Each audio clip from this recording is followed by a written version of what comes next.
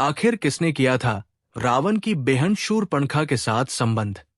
दर्शक बंधु, ये कहानी है उस स्त्री की जिसे इतिहास ने कलंकिनी कहा, रामायण ने राक्षसी बताया और समाज ने वासना की मूरत बना दिया।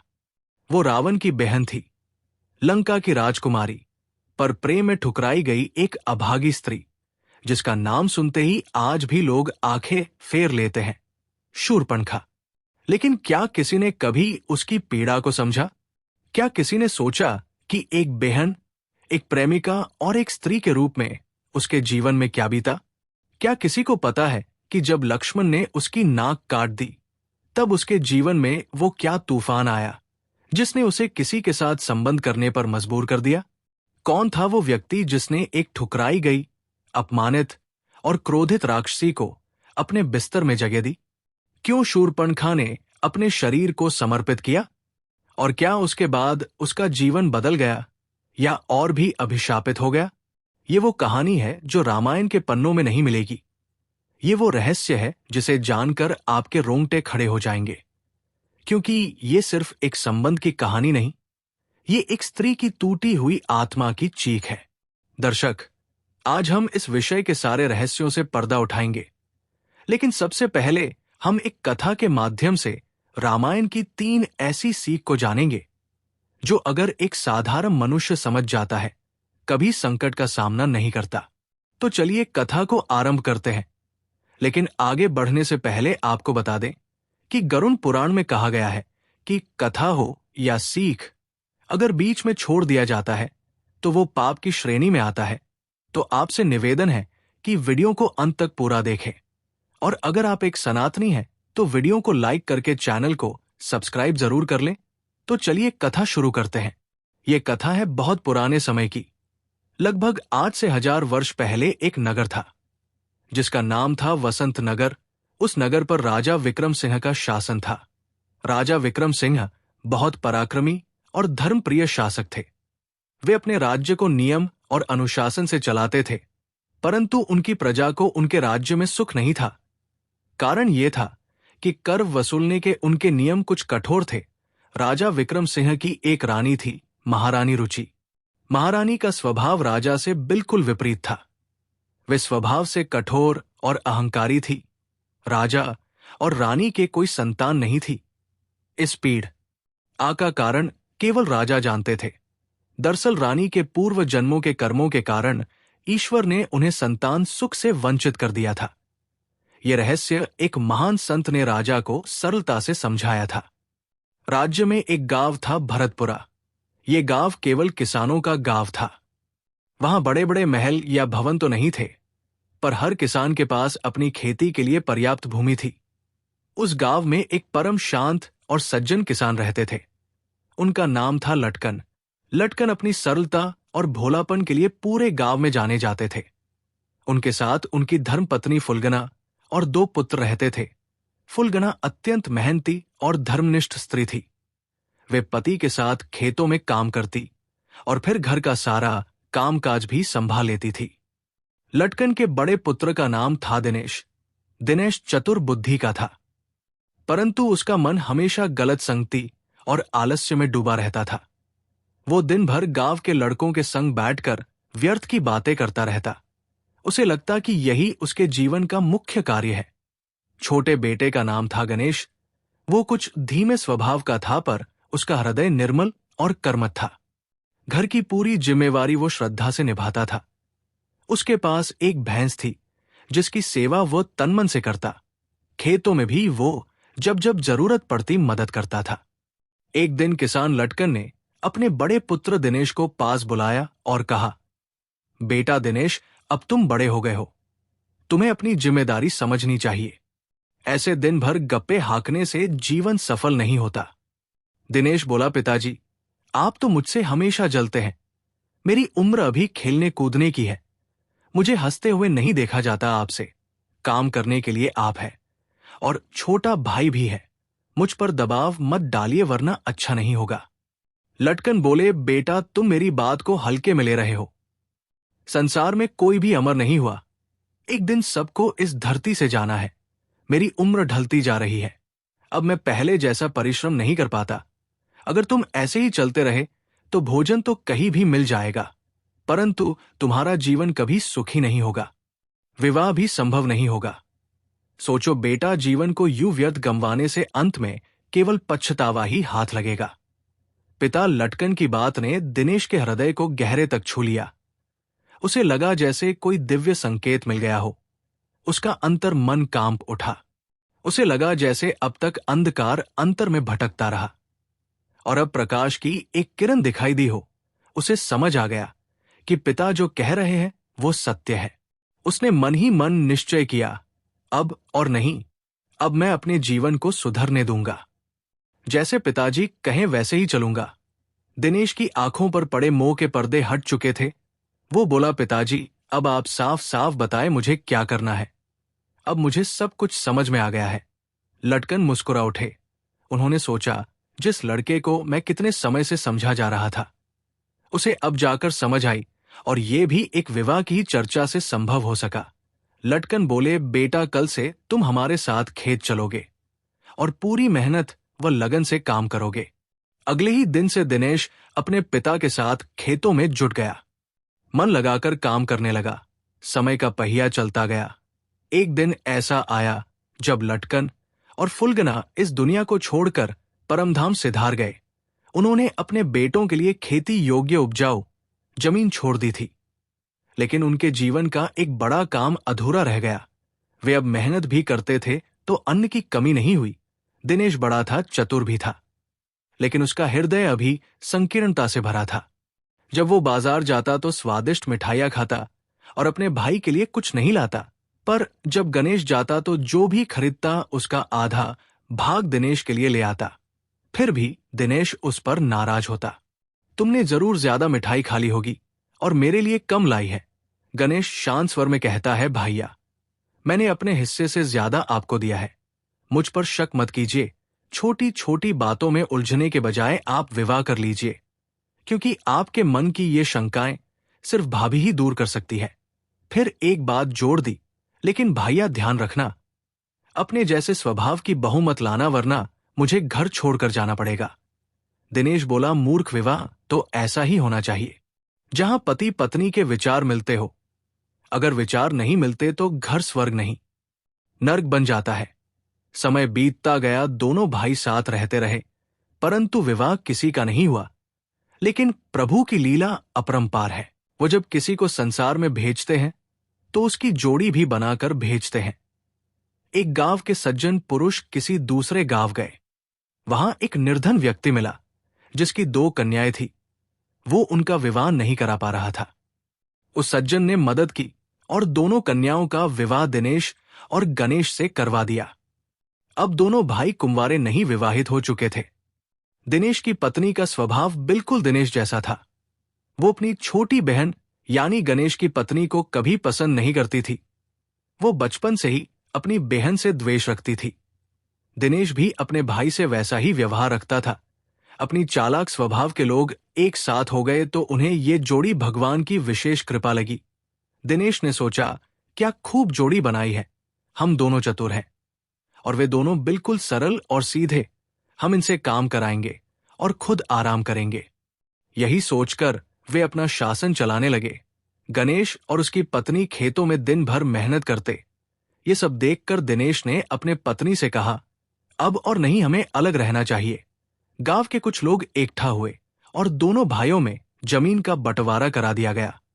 जहां विचार ना मिले वहां अलग हो जाना ही अच्छा होता है।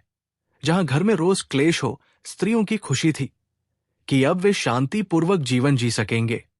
गणेश की पत्नी ने सुझाव दिया, एक भैंस खरीद लीजिए, दूध दही मिलेगा, भगवान की कृपा बनी रहेगी। उन्होंने वैसा ही किया। अब उनके घर में दूध दही की बरकत होने लगी। ये देख दिन ब दिन गणेश की पत्नी के हृदय में जलन का भाव और भी गहरा हो गया। उसने देखा कि उसकी छोटी बहन जो पहले उससे कहीं पीछे थी, अब सुख शांति से जीवन बिता रही है, दूध दही खा रही है और संतोष के साथ जीवन व्यतीत कर रही है। वो अपने पति पर जोर डालने लगी और उससे ये सब करने के लिए बोलने लगी। फिर गणेश बोला, मैं भैंस को चारा खिला सकूंगा, चतुर लोग बल से नहीं बुद्धि से काम करते हैं।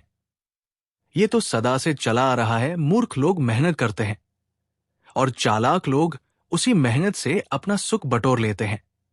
मूर्ख घर बनाते हैं और चतुर उसमें रहते हैं। गणेश की पत्नी तो तुम्हारी बहन है, उससे मेल मिलाप कर लो। 2 घड़ी की बहन की तकरार रहती है, फिर सब ठीक हो जाता है। ना तुम्हारे बीच कोई जमीनी दुश्मनी है, ना खून का बैर। दिनेश की पत्नी बोली, आप जैसा सोचते हैं वैसी मेरी बहन नहीं है। वो बाहर से भोली दिखती है लेकिन भीतर से बहुत मक्कार है। दिनेश बोला, कम से कम एक बार प्रयास तो करो।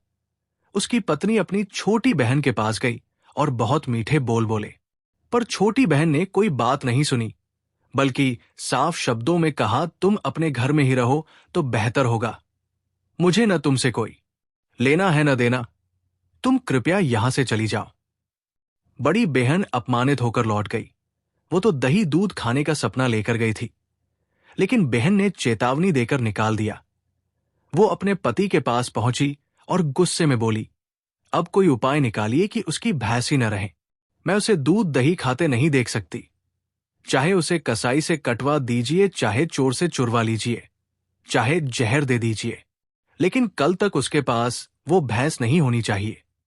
दिनेश ने कहा, भाग्यवान, तुम इतनी नाराज क्यों हो रही हो? अरे वो तुम्हारी बहन है।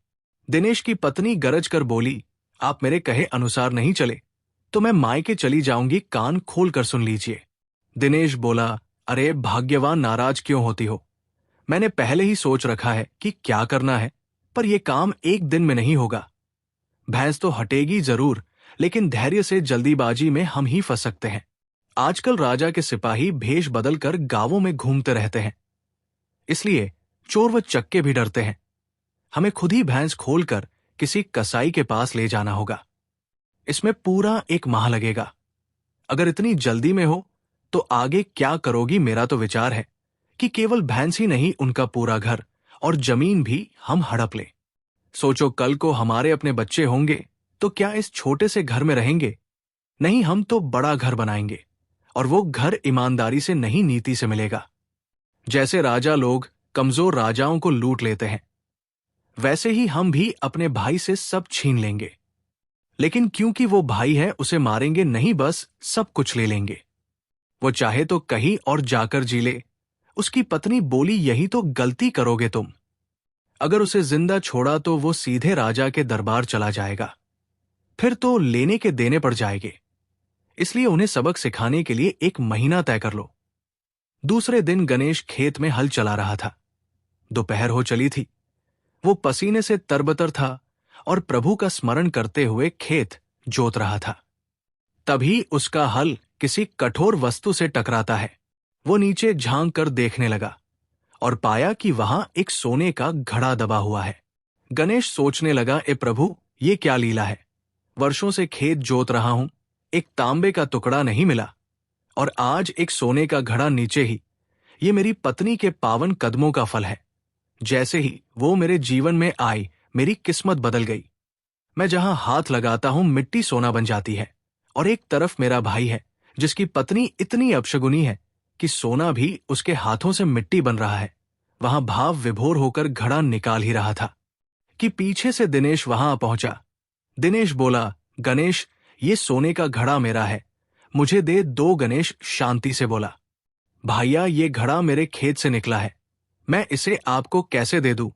दिनेश बोला, गणेश, तुम बहुत सीधे हो। इस घड़े के पीछे का रहस्य तुम नहीं जानते। लेकिन मैं घर में इसलिए नहीं रखा क्योंकि तब हमारा घर फूस का था। उन्होंने कहा भी था कि जब खेत जोतते समय घड़ा मिले तो पहला घड़ा तुम ले लेना और दूसरा छोटे को दे देना। अब तुम पिताजी की बात की अवहेलना मत करो, वरना वे स्वर्ग में बहुत दुखी होंगे। वे तुम्हें कितना मानते थे ये तुम जानते हो। उन्हें पीड़ा मत दो, और यदि किसी ने ये देख लिया तो राजा को सूचित कर देगा। अब तो जो भी भूमि के नीचे से निकला वो उसे दे देता है। घड़ा लेने के बाद उसने कहा कि हल चलाते रहो, जैसे ही हल के नीचे कुछ कठोर वस्तु लगे उसे निकाल लेना। गणेश, जो एकदम सरल और भोला था, भाई की बनाई बातों को सत्य मान बैठा। उसने सोचा, भाई जो कह रहा है वो तो पिताजी की बात की तरह लग रहा है। और उसने सोने का घड़ा दिनेश को सौंप दिया। शाम होने को आई, लेकिन उसे कुछ नहीं मिला। उधर दिनेश घर आया और अपनी पत्नी से कहा, भाग्यवान, देखो क्या लाया हूं। ये सोने का घड़ा है, गणेश को खेत में मिला था, लेकिन मैंने बहुत चालाकी से ये घड़ा ले लिया है। पत्नी बोली, आप तो बचपन से ही बहुत चालाक हो। जब मैं छोटी थी तो मेरी थाली का खाना भी कोई न कोई बहाना बनाकर खा जाते थे। मुझे भूखा देखना आपको अच्छा लगता था। अच्छा, अब जल्दी से घड़ा घर के अंदर ले चलिए, देखूं तो सही इसमें कितनी सोने की मुद्राएं हैं।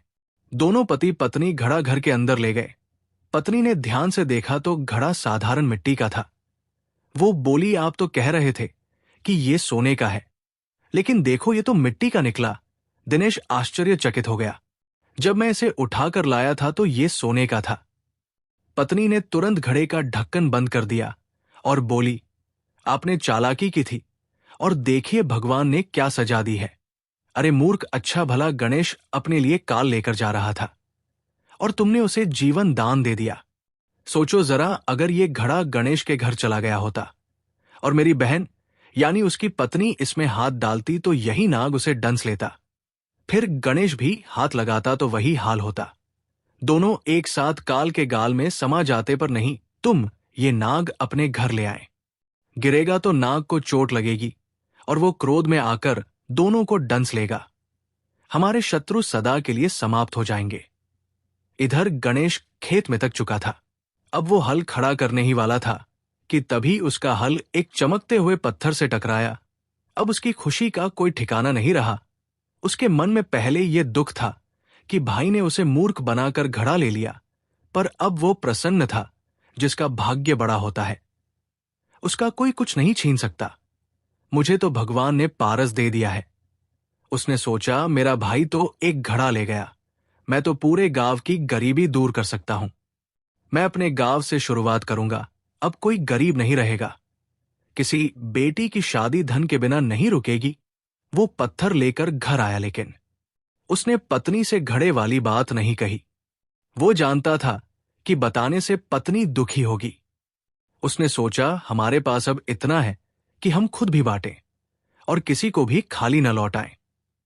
यहां तक कि अगर दिनेश और उसकी पत्नी कुछ लेने के लिए आ जाए तो भी कोई कमी नहीं होगी। फिर वो अपनी पत्नी से कहता है, तुम मेरे लिए लक्ष्मी हो। तुम्हारे चरणों ने मेरे जीवन में शुभता ला दी है। कहां मैं भटकता फिरता था और कहां आज तुम्हारे कारण मैं धनवान बना हूं। तुमने मुझे बोलना, चलना, उठना बैठना सिखाया। दोस्तों, आज की कहानी हम यहीं पर समाप्त करते हैं। अगर आपको वीडियो पसंद आई हो तो इस वीडियो को एक लाइक करके कमेंट में जय मां लक्ष्मी जरूर लिखें। धन्यवाद। आखिर क्यों किया था ब्रह्मा जी ने अपनी ही बेटी के साथ संभोग? दर्शक बंधु, क्या आपने कभी सोचा है कि जिसने इस पूरे ब्रह्मांड को रचा, जिसने धर्म, नीति और मर्यादा की रेखाएं खींची, अगर वही उनका उल्लंघन करे तो क्या वो पाप कहलाएगा या कोई गहरा ब्रह्मा? रहस्य: ब्रह्मा सृष्टि के प्रथम देव, साक्षात रचयिता, उनके मन से उत्पन्न हुई एक ऐसी शक्ति जो न केवल ज्ञान की देवी बनी बल्कि सृजन का माध्यम भी सरस्वती। लेकिन यहीं से शुरू होता है वो सवाल जो आज भी अनुत्तरित है। आखिर क्यों ब्रह्मा जी ने अपनी ही बेटी सरस्वती के साथ संबंध बनाए? क्या ये मात्र कोई पौराणिक भ्रांति है या इसके पीछे छुपा है एक ऐसा सत्य जिसे समझने के लिए हमें धर्म और ब्रह्मांडीय रहस्यों की गहराइयों में उतरना होगा? क्या ये रिश्ता वासना का प्रतीक था या सृजन का आधार? क्या ब्रह्मा दोषी थे या फिर वो सिर्फ एक ब्रह्मलीला का पात्र? धर्म ग्रंथों में वर्णित ये कथा जितनी विवादित है उतनी ही रहस्यमयी भी। आज हम उठाएंगे उन पन्नों से पर्दा जिन्हें पढ़ने से लोग डरते हैं, जिनका उत्तर ना वेद देते हैं, न कोई आर्षे, ना समाज। ये कोई साधारण कहानी नहीं, ये है सृष्टि के जन्म का वो अंश जिसे जानना जरूरी है। क्योंकि जब रचयिता ही सवालों के घेरे में आता है तो उत्तर कहीं ज्यादा गूढ़ हो जाते हैं। तो चलिए आरंभ करते हैं वो कथा जो आपके विश्वास, विचार और विवेक तीनों को झकझोर देगी। साथ ही साथ हम सबसे पहले ब्रह्मा जी की उन 3 सीख को जानेंगे जो उन्होंने सृष्टि रचते वक्त समस्त संसार को दिया था। और इन तीनों सीख को समझने के लिए है हमें एक कथा का श्रवण करना होगा। तो चलिए कथा को आरंभ करते हैं। लेकिन आगे बढ़ने से पहले आपको बता दें कि गरुड़ पुराण में कहा गया है कि कथा हो या सीख अगर बीच में छोड़ दिया जाता है तो वो पाप की श्रेणी में आता है। तो आपसे निवेदन है कि वीडियो को अंत तक पूरा देखें, और अगर आप एक सनातनी हैं तो वीडियो को लाइक करके चैनल को सब्सक्राइब जरूर कर लें। तो चलिए कथा को शुरू करते हैं। प्रभु भास्कर की पहली किरणें जब धरती को स्पर्श कर रही थी तब वातावरण में पक्षियों की मधुर वाणी गूंज रही थी। एक छोटे से गांव की कच्चे झोपड़ियों से धुएं की रेखाएं आकाश की ओर उठ रही थी। उन्हीं झोपड़ियों में एक था रामू और उसकी धर्म पत्नी गीता का आशियाना। रामू की आंखें प्रभु कृपा से जल्दी ही खुल गई थी। वो अपनी अर्धांगिनी गीता को निहार रहा था, जिसके मुखमंडल पर थकावट के चिन्ह तो थे, परंतु फिर भी वो चंद्रमा की भांति प्रकाशमान लग रही थी। वो धीरे से उठा और किवाड़ के पास खड़ा होकर ईश्वर की ओर मन लगाकर गहरी सांस लेने लगा। उसके मन में चिंता थी। आज फिर उसे किसी खेत में काम की खोज में निकलना था। 5 दिनों से एक दाना तक नहीं जुट पाया था। घर में केवल 2 रोटियां शेष थी, जिन्हें उसने अपनी धर्म पत्नी गीता के लिए रख छोड़ा था। तभी पीछे से गीता की मधुरवाणी सुनाई दी। क्या सोच रहे हो रामू? रामू ने मुस्कुराकर उसकी ओर देखा। सूर्य की रोशनी में उसका चेहरा और भी तेजस्वी प्रतीत हो रहा था।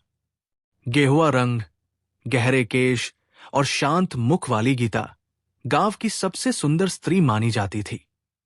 रामू के मन में एक भय सदा रहता था कि कहीं इतनी सुंदर पत्नी को पाकर वो ईश्वर की किसी परीक्षा का पात्र न बन जाए। कुछ नहीं गीता, रामू बोला, बस मौसम देख रहा था। लगता है आज वर्षा नहीं होगी, शायद कहीं काम मिल जाए। परंतु नारी का हृदय अत्यंत कोमल होता है। गीता रामू के मन के भाव समझ गई थी। वो धीरे से उठकर उसके पास आई और बोली, सच बताओ रामू, क्या बात है?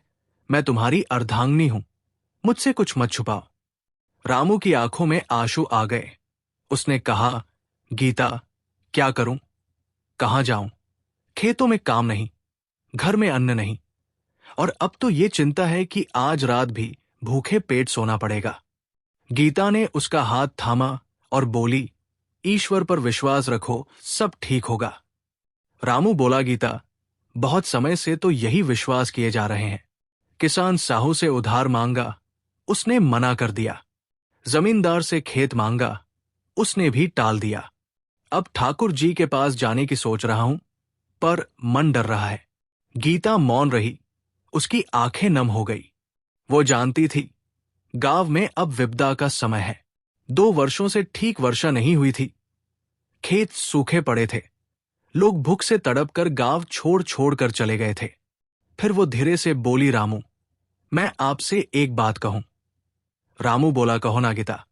फिर गीता ने कहा, मुझे लग रहा है कि अब गांव में रहना भगवान की आज्ञा नहीं है। खेतों में काम नहीं मिलता, और जो मिलता है उससे पेट भी नहीं भरता। रामू ने सिर झुकाया और कहा, हां, तुम्हारी बात सत्य है। अब तो कोई उधार देने को भी तैयार नहीं। गीता ने कहा, हर किसी की अपनी परेशानियां हैं। रामू ने उसकी ओर देखा। उसकी आंखों में अब कोई विशेष संकल्प था, जैसे प्रभु की प्रेरणा से कोई निर्णय ले लिया हो। तो चलो, गीता ने लंबी सांस ली। शहर की ओर चले, वहां कुछ न कुछ कार्य ईश्वर अवश्य देंगे। यहां तो मृत्यु की प्रतीक्षा के सिवा कुछ नहीं। रामू के मन में चिंता की लहर दौड़ गई। शहर, हम वहां कैसे जाएंगे? कौन जानता है हमें? गीता ने धैर्यपूर्वक कहा, मेरे पास मां के दिए हुए कुछ गहने हैं, उन्हें बेचकर कुछ धन मिल सकता है। उसी यात्रा और शुरुआती दिन निकल जाएंगे, जब तक तुम्हें कुछ काम नहीं मिल जाता। रामू मौन हो गया। वो जानता था गीता के लिए वे गहने केवल आभूषण नहीं, उसकी मां की अंतिम स्मृति थे।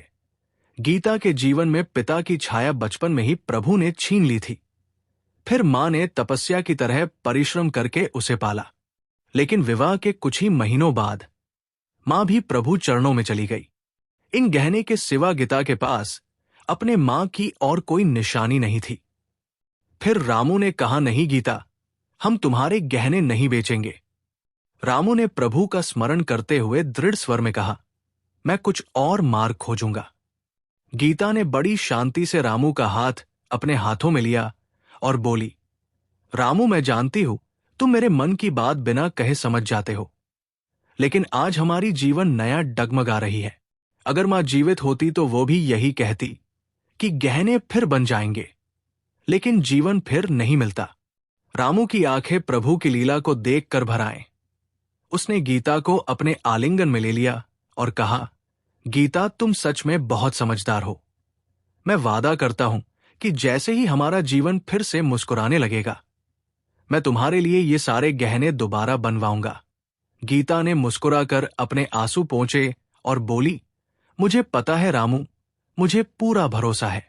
अगली प्रभु प्रभात में रामू गहनों को लेकर गांव के एकमात्र सुनार नंदलाल काका के पास गया। वे बड़े दयालु और सभी के सुख दुख में साथ देने वाले सज्जन थे। काका, ये गहने ले लोगे? रामू ने श्रद्धा से पूछा। नंदलाल ने अपने चश्मे को ठीक किया और गहनों को निहारते हुए बोले, ये तो गीता के है ना, उसकी मां ने विवाह में दिए थे। रामू ने नम्रता से सिर झुकाकर हाँ कहा, बेटा, ऐसा क्या हुआ जो गीता के इतने प्रिय गहने भी बेचने पड़ रहे हैं? नंदलाल के मन में करुणा उमड़ा आई। रामू ने उन्हें सारा हाल बताया। गांव में संकट, काम का अभाव और शहर जाने की विवशता। नंदलाल गंभीर हो गए और बोले, हाँ बेटा, लूंगा तो सही, पर कीमत ज्यादा मत मांगना। इस समय बाजार भी ठंडा पड़ा है, जितना बन पड़े दे दीजिए काका। रामू ने सहज भाव से कहा, कल ही हमें शहर के लिए निकलना है। नंदलाल ने गहनों को देखा, फिर अपनी तिजोरी से कुछ सिक्के निकालकर रामू को थमा दिए।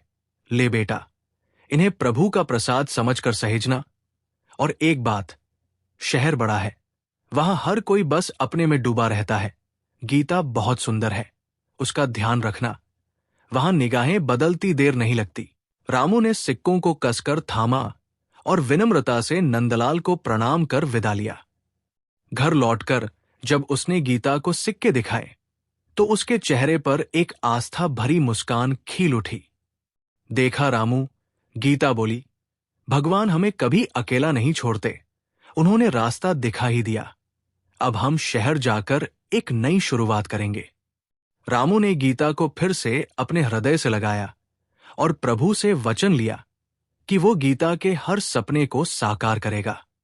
अगली सुबह प्रभु का नाम लेकर रामू और गीता ने अपनी मिट्टी की झोपड़ी को ताला लगाया और जीवन की नई यात्रा पर निकल पड़े।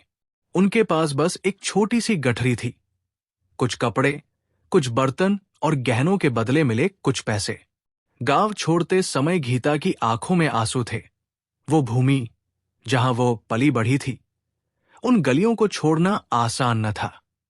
रामू ने उसका हाथ थामा और धीरे से दबाया, जैसे कह रहा हो, डरो मत, मैं तुम्हारे साथ हूं। दोनों प्रभु की मर्जी मानकर पगडंडी पकड़कर शहर की ओर चल पड़े। राह लंबी और कठिन थी। दोपहर होते होते सूरज सिर पर आ गया। गीता थक चुकी थी, पर उसने कोई शिकायत नहीं की। गीता, थोड़ी देर विश्राम कर ले, रामू ने एक पेड़ की छाव दिखाते हुए कहा। दोनों वहां बैठ गए। रामू ने पोटली से पानी निकाला और गीता को दिया। उसने एक घुट लिया और फिर बोतल लौटा दी। रामू, तुम्हें लगता है हम शहर में अपनी जगह बना पाएंगे? गीता ने पूछा।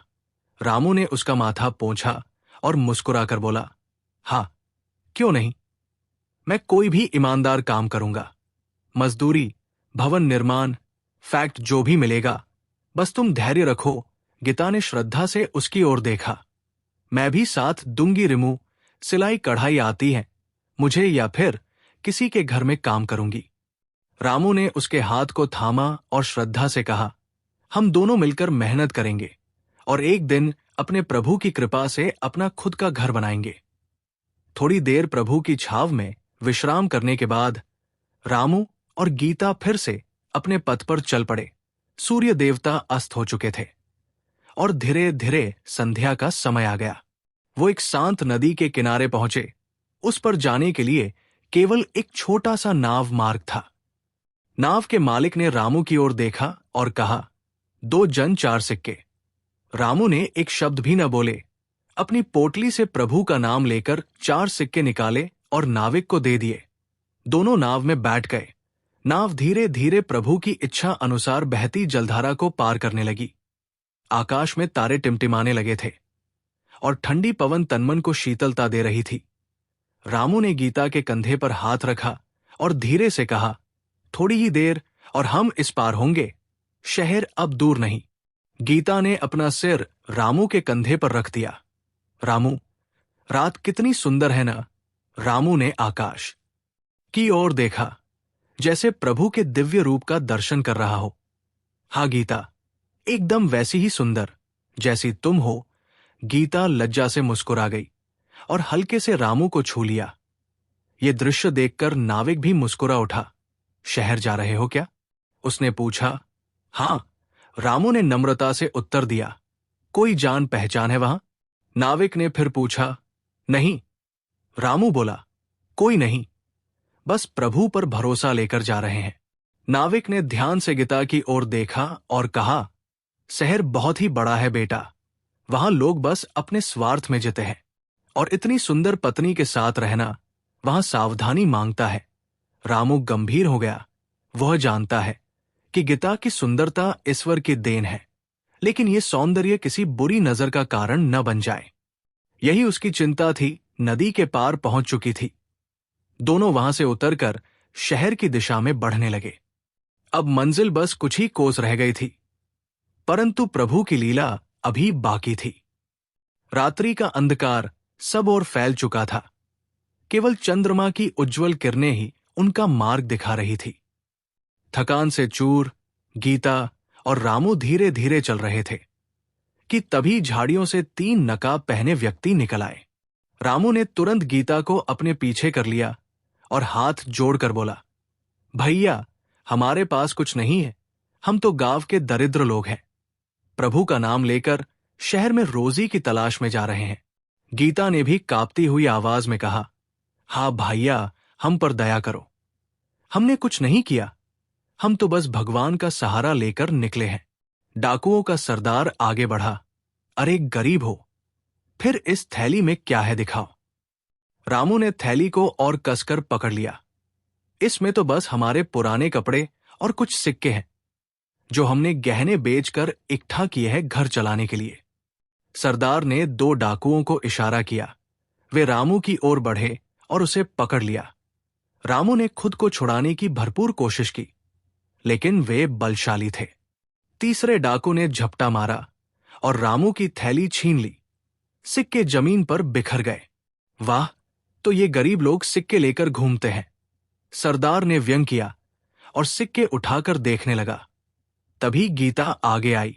वो रोती हुई सरदार के चरणों में गिर पड़ी और बोली, भैया, ये हमारे जीवन की अंतिम आशा है। ये पैसे मेरे गहनों के हैं, जो मां की निशानी थे। प्रभु का नाम लेकर आपसे विनती करती हूं, हम पर दया करो। डाकू सरदार गीता को देखता रहा। उसकी आंखों में एक अजीब सी चमक आ गई। चलो इनका काम आसान करते हैं। पति को छोड़ देते हैं, बीवी को अपने साथ ले चलते हैं। क्या कहते हो? ये सुनते ही रामू जोर से छटपटाने लगा। नहीं, मेरी गीता को मत छुओ, मुझे मार दो, लेकिन उसे कुछ न कहना। वो मेरी जान है, मेरी प्रार्थना है।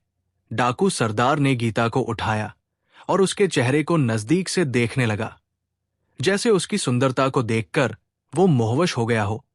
परंतु गीता ने प्रभु का नाम लेकर उसके चेहरे पर थूक दिया। डाकू ने क्रोध में आकर गीता को धक्का दे दिया और वो जमीन पर गिर पड़ी। गीता! रामू ने चीत्कार किया। एक और डाकू गीता की ओर बढ़ा, पर गीता ने उसे भी परे ढकेल दिया। फिर अपनी साड़ी के भीतर से एक छुरी निकाली, जिसे उसने रास्ते की रक्षा हेतु छिपा कर रखा था। कोई भी मेरे पास आया तो अच्छा नहीं होगा, गीता ने छुरी दिखाते हुए प्रभु की सख्ती से भरे स्वर में कहा। डाकू सरदार ने अपने साथियों को रोका और बोला, ठीक है, हमें भूखे नंगे लोगों की मदद करने की आदत नहीं। सब छोड़कर यहां से भाग जाओ, वरना जीवन से हाथ धो बैठोगे। डाकू सिक्के उठाकर वहां से भाग गए। रामू और गीता जमीन पर बैठ गए, थके हुए, टूटे हुए। रामू की आंखों से आंसू बहने लगे। गीता अब क्या करें? कुछ भी नहीं बचा, ना भोजन, ना आश्रय, ना पैसे। अनजान शहर में अब कैसे जिएंगे? गीता ने रामू का हाथ पकड़ और उसकी आंखों में दृढ़ता से देखा और बोली, रामू, हम हार मानने के लिए गांव से नहीं चले थे।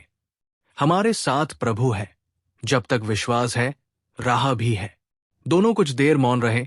रामू ने आकाश की ओर देखा, जैसे किसी चमत्कार की आस कर रहा हो। फिर गहरी सांस ली और कहा, तुम ठीक कहती हो गीता, हम पीछे नहीं हट सकते। चलो, प्रभु पर विश्वास रखकर आगे बढ़ते हैं। रामू गीता को सहारा देकर धीरे धीरे चलने लगा, क्योंकि डाकुओं के धक्के से उसके पैर में चोट आ गई थी। कुछ दूर चलने के बाद उन्हें एक विशाल वृक्ष के नीचे एक वृद्ध बाबा बैठे दिखे।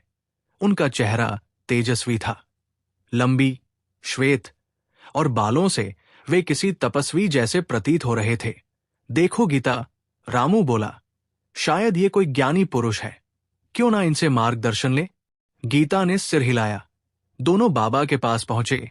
बाबा ध्यान में लीन थे, पर जैसे ही वे समीप पहुंचे, बाबा ने नेत्र खोले और करुणामयी दृष्टि से उनकी ओर देखा। आओ बेटा, आओ। बाबा ने उन्हें पास बुलाया। रामू और गीता बैठ गए। बाबा ने उनके चेहरे पढ़े और शांत स्वर में कहा, तुम दोनों बहुत ही दुखी लग रहे हो, क्या हुआ है? रामू ने सारा हाल बता दिया। गांव से आने की व्यवस्था, डाकू द्वारा लूटे जाना और अब आगे का मार्ग न सूझना। बाबा ने ध्यान से सब सुना और फिर बोले, बेटा, मेरे पास कोई धन नहीं जो मैं तुम्हें दे सकूं, लेकिन मैं एक ऐसे सज्जन को जानता हूं जो जरूरतमंदों की मदद करता है। शहर के भीतर सेठ मनीलाल की हवेली है।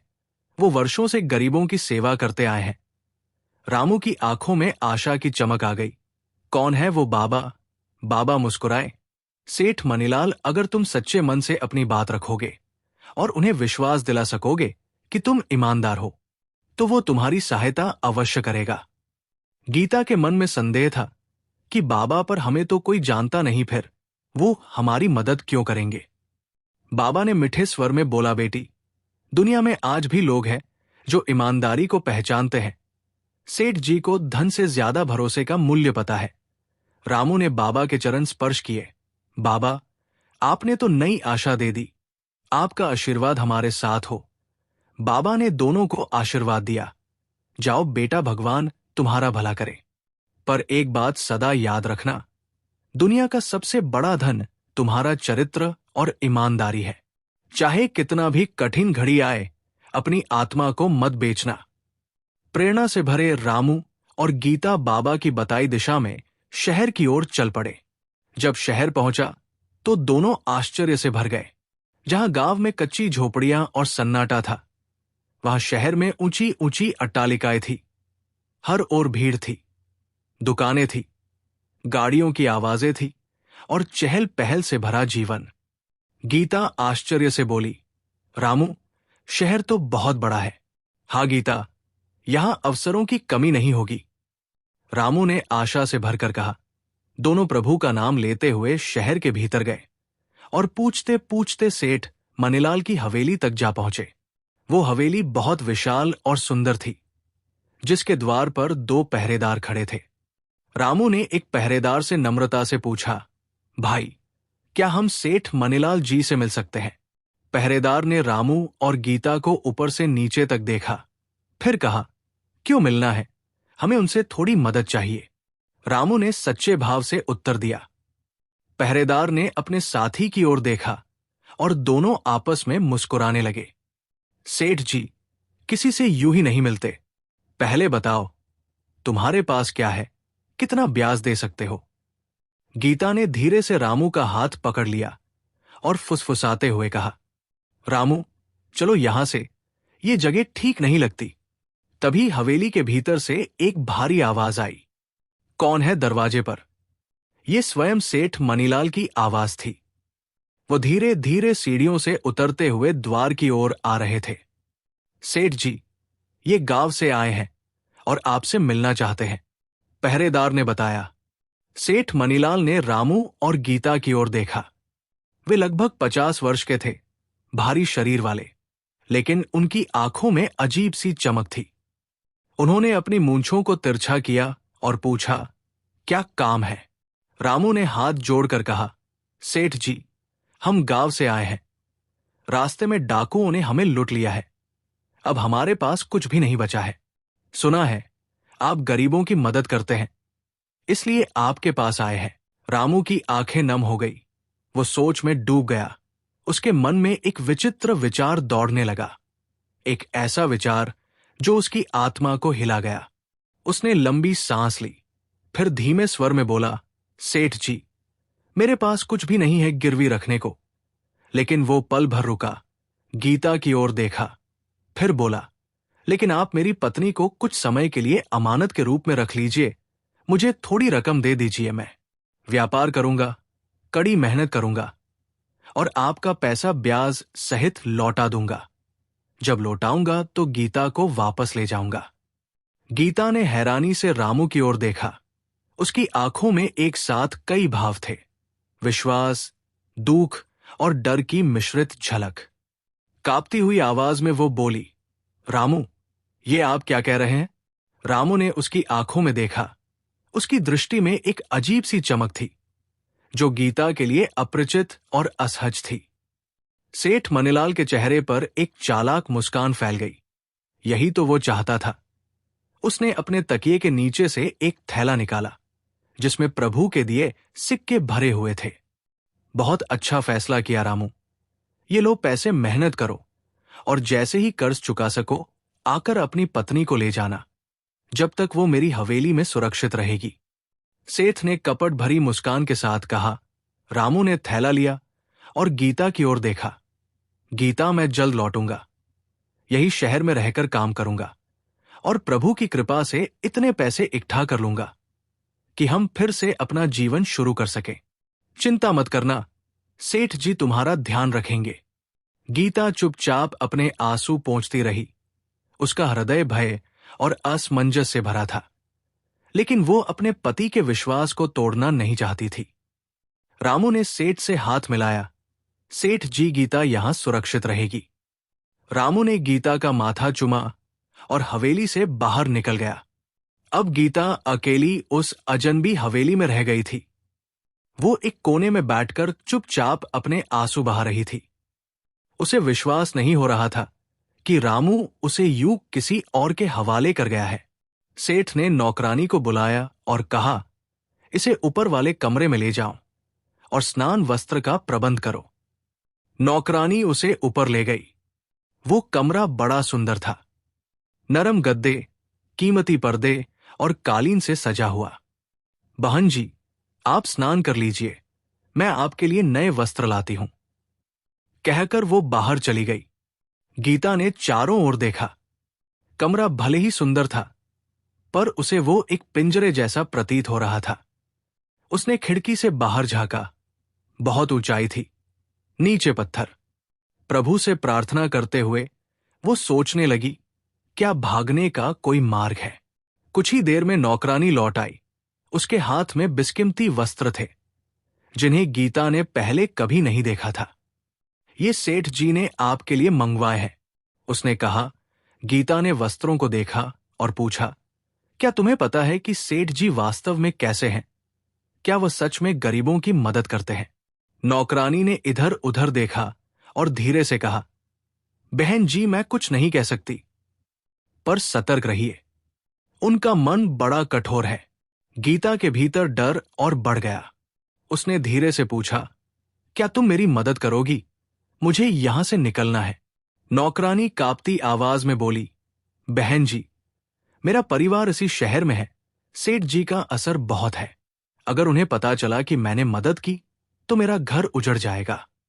गीता ने सहनशीलता से कहा, मैं समझती हूं, लेकिन यदि कभी जरूरत पड़े तो क्या तुम मेरा साथ दोगी? नौकरानी ने हिचकिचाते हुए सिर हिलाया और चुपचाप बाहर चली गई। गीता ने स्नान कर नए कपड़े पहन लिए, पर उसका मन शांत न था। वो बिस्तर पर बैठकर सोच रही थी कि अब प्रभु की कैसी परीक्षा आने वाली है। तभी दरवाजा खुला और सेठ मनीलाल अंदर आ गया। अब सेठ ने रेशमी पोशाक धारण की थी और उनके शरीर से सुगंधित इत्र की गंध आ रही थी। कैसी हो गीता? कमरा पसंद आया? सेठ ने मुस्कुराकर पूछा। उनकी आंखें गीता पर टिकी हुई थी। गीता ने संयम रखते हुए उत्तर दिया, जी सेठ जी, कमरा सुंदर है। आपने जो वस्त्र दिए उसके लिए धन्यवाद। सेठ पास आकर बैठ गया और बोला, गीता, तुम्हें पता है, जब मैंने तुम्हें देखा तभी समझ गया कि तुम सामान्य नारी नहीं हो। तुम्हारी सुंदरता अद्वितीय है। मैं तुम्हें सोने हीरे से सजा सकता हूं, बस तुम चाहो तो। गीता असहज हो उठी। उसने स्वयं को स्टेमित करते हुए कुछ दूर खिसकते हुए कहा, सेठ जी, मैं और मेरा पति आपके बहुत आभारी हैं। आपने हमारी सहायता की। जैसे ही रामू आपकी रकम चुका देगा, मैं यहां से चली जाऊंगी। सेठ का चेहरा थोड़ा कठोर हो गया। गीता, तुम्हारा पति तुम्हें छोड़ चुका है। सेठ मनीलाल ने कुटिलता से कहा, उसने तुम्हें मेरी हवाले कर दिया है और वो कभी लौटकर नहीं आएगा। वो मेरे पैसे लेकर किसी दूसरे नगर चला गया होगा। गीता की आंखों में क्षोभ भर आया। उसने गहरी सांस ली और दृढ़ता से कहा, नहीं, ऐसा नहीं है।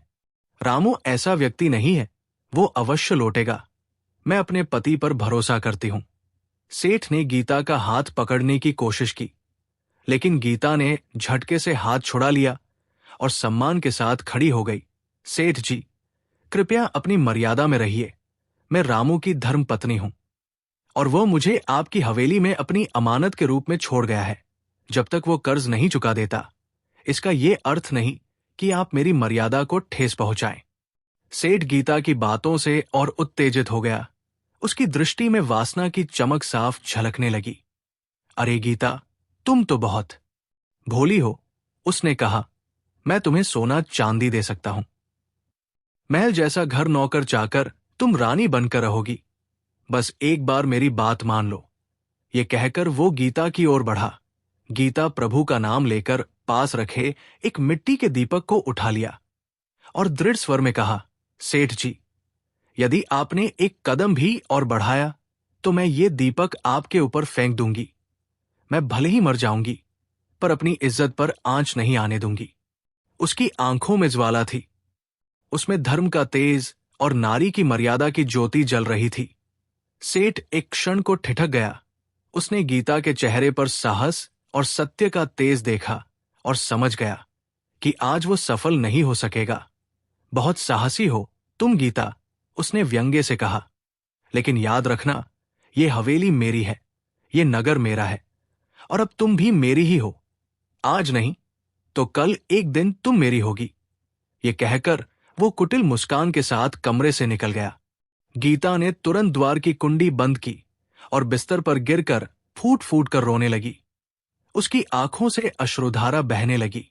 वो रामू को याद करती रही और मन ही मन भगवान से प्रार्थना करती रही, हे प्रभु, मेरे रामू को जल्द भेज दीजिए। मन व्याकुल और चिंताओं से भरा था। उसने अपनी प्रिय पत्नी को एक अजनबी के भरोसे छोड़ दिया था और ये बात उसके अंतर मन को कुरेद रही थी।